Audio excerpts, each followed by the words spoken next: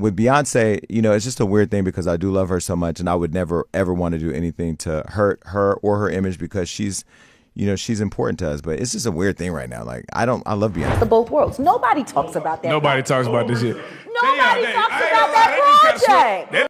That's smooth under the rug. What? Jason Lee isn't just in trouble for missing money. His pointing fingers at Beyoncé and Jay-Z. The headlines are multiplying by the minute, and Jason Lee is right at the center of the storm. On paper, he's under investigation for embezzling city funds, Compton's second-in-command, now entangled in a financial scandal involving vanished public money. But Lee isn't going quietly.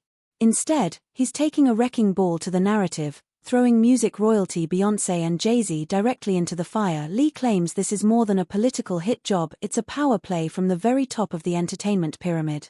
While investigators chase down lost dollars, Lee says the Carters are chasing him. According to him, they've already sent offers, big money, for his silence. But Lee didn't take the bait.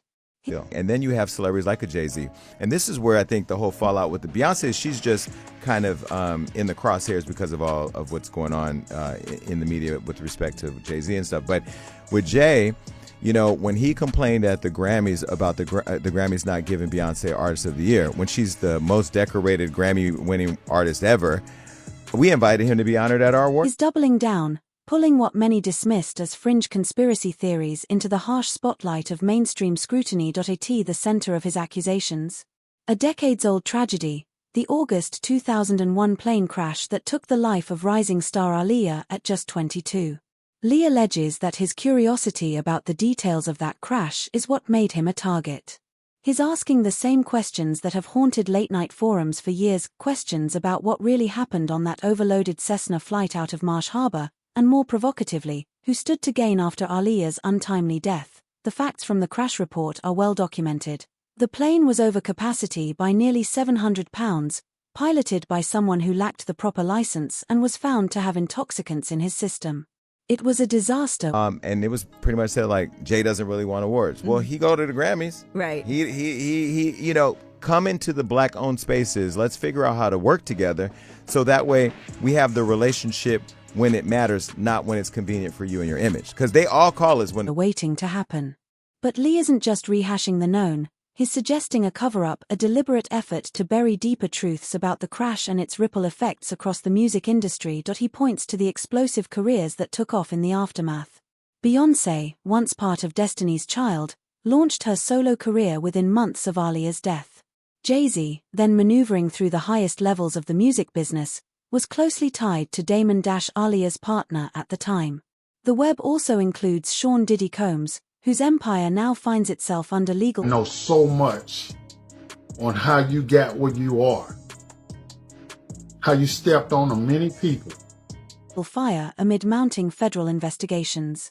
In that world, success wasn't just about talent, it was about who could control the narrative and silence inconvenient voices. Lee now claims that Beyoncé and Jay-Z didn't try to silence him with threats, but with negotiation. Hush money, he alleges, was offered to get him to drop the subject entirely. And he insists he has proof.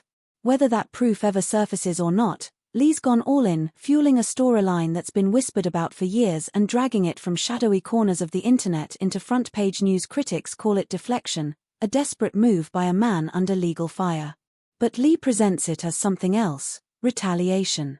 He believes he's being targeted not for what he's done, but for what he knows and refuses to stop asking. By resurfacing the Aaliyah crash and tying it to some of the most powerful names in music, Lee's ignited more than a scandal, he's reopened a cultural wound.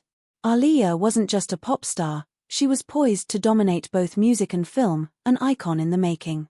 Her death didn't just break hearts, it shifted the industry's power structure. To this day, Beyoncé's camp insists there's nothing but respect for Aaliyah's legacy.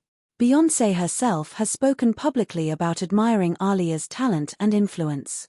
But in the darker corners of the web, some still wonder, did Aaliyah's absence clear a path for others to rise?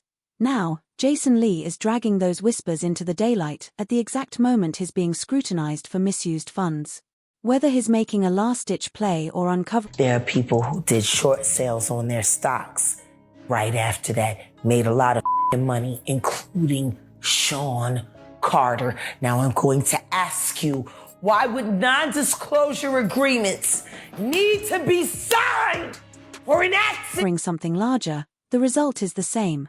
This isn't just a City Hall scandal anymore. It's a firestorm, and Lee's holding the match. Legacy on the line, Jason Lee, the Carters, and the unraveling of a culture of silence. What began as whispers about missing municipal funds has now detonated into something far more volatile, a high-stakes collision of fame, legacy, and secrets with the power to scorch reputations built over decades. Jason Lee's accusations no longer sit in the realm of local government scandal. They've expanded into a pointed challenge to the untouchable narrative surrounding Beyoncé and Jay-Z, dragging them into the gravity well of the entertainment industry's darkest reckoning. We're watching the usual